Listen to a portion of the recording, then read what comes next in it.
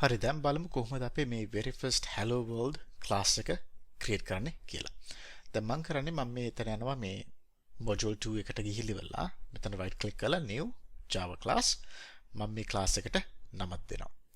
මම දෙන්න යන නම තමයි hello world. very simple class එක.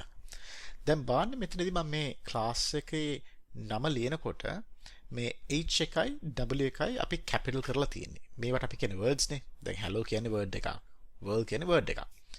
දැන් මේ semantic එක තමයි අපි කියන්නේ Pascal case කියලා. හරි? Pascal case කියලා අදහස් කරන්නේ ඔයා ලියන හැම word එකකදීම අර first letter එක capitalize කරන්න ඕනේ. දැන් උදාහරණයකට මම ගාව තියෙන මෙතන hello world. එතකොට H එක මම capitalize කරලා තියෙන්නේ. W එකත් මම capitalize කරලා තියෙන්නේ. දැන් උදාහරණයකට අපි හිතමු ඔයා ලියන්නේ hello world මේ ඔයා ලියන්නේ student management කියලා. එතකොට මොනවද කරන්නේ අපි? අපි S එක capitalize කරනවා. ඊට පස්සේ M එක capitalize කරනවා. දැන් ඒකට කියන මේ syntaxly අපි ඒකට කියන්නේ Pascal case කියලා. හරි? Pascal case කියලා. දැන් මෙන්න මග්ගාව class එක තියෙනවා. මම ගිහලා present කරන්න.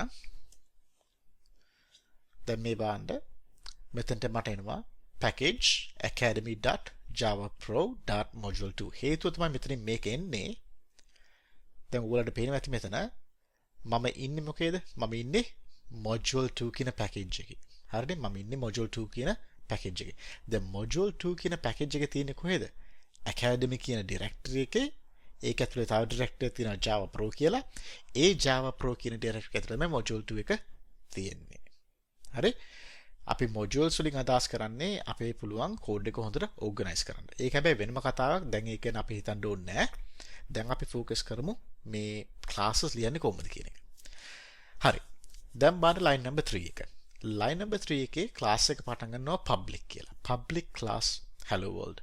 ඕගලන්ට පේනවා ඇති මෙතනදී line number 1 එකේ package කියන word එකත් line number 3 එකේ public class කියන words ඒ කියන්නේ keywords වලට මෙතන orange color එකකින් මේ highlight කරනවා.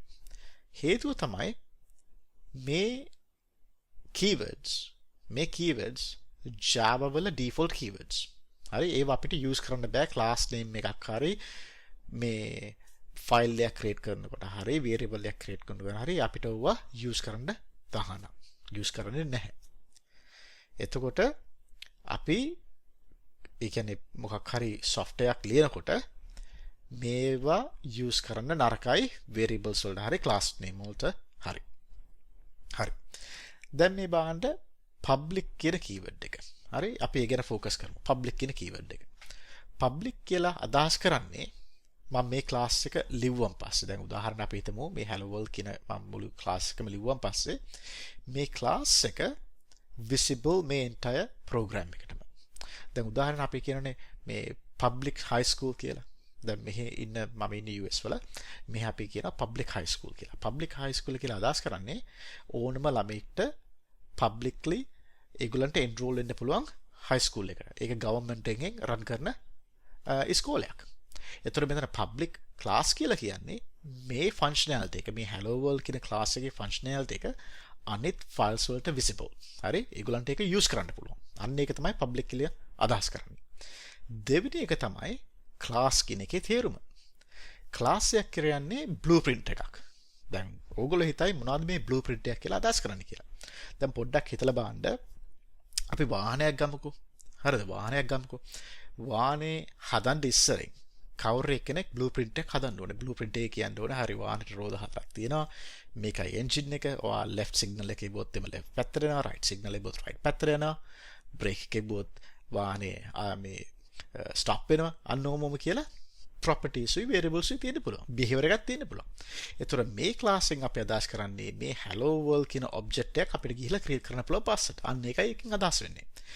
ඒතකොට interview එකදී කවුරුයි ඔයගොල්ලන් අහනවා නම් class එකක් කියන්නේ මොකද්ද කියලා ඕගොල්ලෝ කියන්න ඕනේ class එකක් කියන්නේ blueprint එකක් කියලා. හරි blueprint එකක්. උදාහරණයට දැන් හිතන්නකෝ මේ ඕගොල්ලෝගේ යාළුවෙක් කවුරුයි ගෙදර එනවා. ගෙදර ඇවිල්ලා කියනවා මේ ඕගොල්ලන්ගේ අම්මයි කෑම මා රහයි කියලා. හරි රෙසිපි එකක් අහන්න පුළුවන්.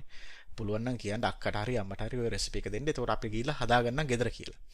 දැන් ප්‍රශ්නේ තියෙන්නේ දැන් උදාහරණයක් ඔයාව හිතමුකෝ ඔයා මට රෙසිපි එක දුන්නා කියලා. මට රෙසිපි එක කන්න බැහැනේ. හරිද? මම රෙසිපි එක ෆලෝ කරන්න ඕනේ. රෙසිපි එක ෆලෝ කරලා තමයි මොනවාරි දෙයක් හදාගන්න පුළුවන් වෙන්නේ. අන්න ඒකම තමයි ඇප්ලයි වෙන්නේ ක්ලාස් එකක් ක්‍රියේට් කරනකොට. ක්ලාස් එකක් කියන්නේ බ්ලූප්‍රින්ට් එකක්. හරි? ක්ලාස් එකක් කියන්නේ මොකද්ද? බ්ලූප්‍රින්ට් එකක්.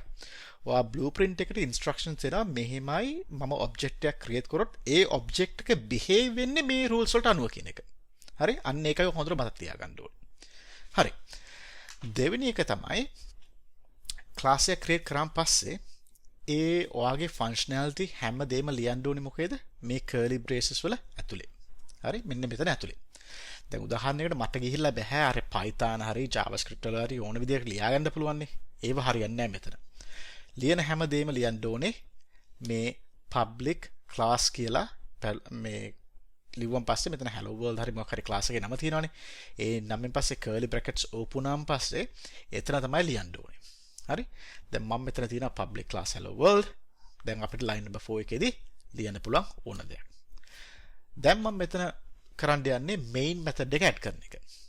දැන් උදාහරණයක් හිතන්න අපි කිව්වනේ අපිට මේ වාහනයක් හදන්න කියලා. දැන් උදාහරණයට වාහනයක් හදුවාන් පස්සේ වාහනේ ස්ටාර්ට් කරන්න ඕනේ. ස්ටාර්ටර් එකක් තියෙන්න ඕනේ. ටීවී එකක් ගමුකෝ. ටීවී එකෙත් කොහේ හරි on and off බටන් එකක් තියෙනවානේ. ඔයාගේ iPhone එක හරි Android phone එක හරි අරන් බලන්නකෝ. කොහේ හරි උතන තියෙනවා මේ turn off කරන්න turn on කරන්න තැනක් තියෙනවා. එතකොට ක්ලාස් එකක් ගත්තොත් ක්ලාස් එක අපිට run කරන්න ඕනේ. ප්‍රෝග්‍රෑම් එකක් run කරන්න ඕනේ. දැන් උදාහරණයකට Excel අරන් බලන්න, Word එක අරන් බලන්න. ඔයා ගිහිල්ලා ex එක ක්ලික් කරනකොට කොහේ හරි එතන තියෙනවා run method එකක්. ඒ run method එක invoke කරනවා. invoke කරනවා කියලා අදහස් කරන්නේ run කරන එක. ඒක run වුණාන් පස්සේ තමයි මේ application එක load වෙන්නේ memory එකට. එතකොට same here line number 4 එකේ මම කරන්න හදන්නේ මම ගිහිල්ලා මෙතන ලියනවා අපේ main method එක. හරි. දැන් අපි ඒක කරමු. මම ලියනවා public static void main string arguments කියලා. string arguments.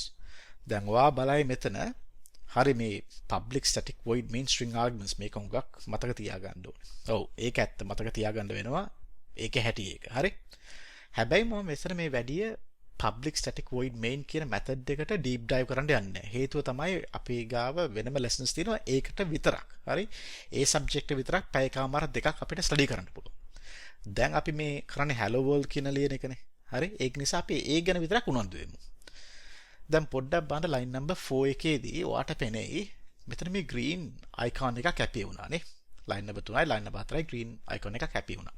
ඇයි එහෙම වෙන්නේ?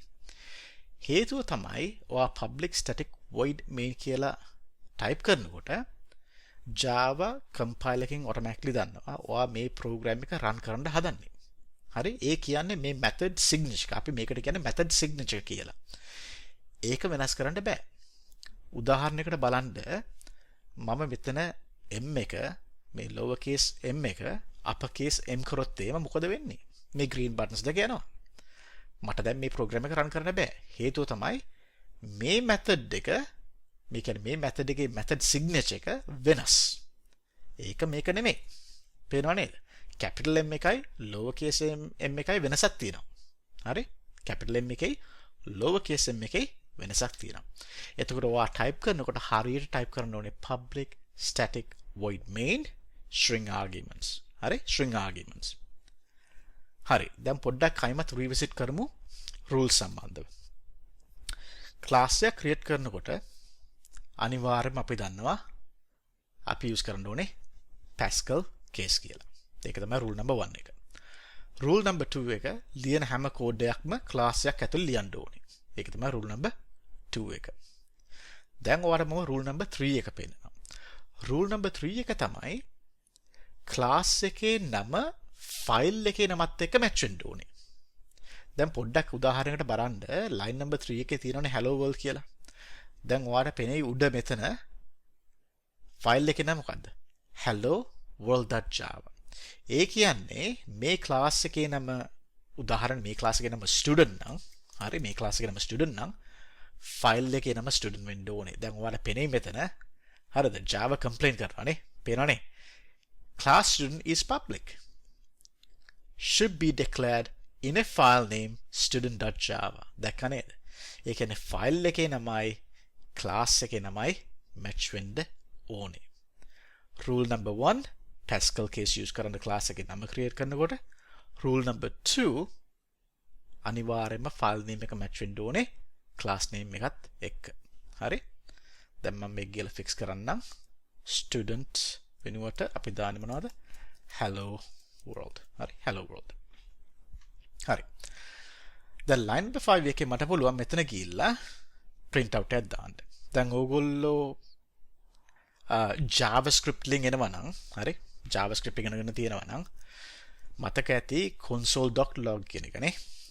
console.log, right? console.log.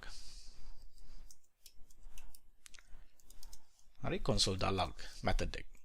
එතකොට මෙහෙන් කොයිද Python ඉගෙනගෙන තියෙනවා නම් අපි දානවා print method එකනේ. print method එක. So similarly Java වලට එනකොට Java වල තියෙන system ඒ කියන්නේ system කියන class එකේ system.out.println println කියලා අදහස් කරන්නේ print line කියන එක. හරි print line කියන එක. line එකකට print කරන්න කියන තමයි අදහස් කරන්නේ. system.out.println. දැන් මම මෙතන ගිහලා double quotes වලදී මම මෙතන type කරන්නම් welcome to Java Pro Academy. හරි welcome to Java Pro Academy. හරිනේ දැන්. හරි. දැන් ගිහලා මේක run කරමු. මට මේක මෙතනින් run කරන්නත් පුළුවන් line number 4 එකට ඇවිල්ලා. එහෙම නැත්නම් මට පුළුවන් මෙතන current file කියලා මෙතනින් run කරන්න. මම ගිහලා run කරන්න line number 3 එකේදී. හරි. දැන් බලමු මොකද වෙන්නේ කියලා. පේනවනේ? Welcome to Java Pro Academy. අන්නෝම තමයි very first Java class එක ලියන්නේ. හරි?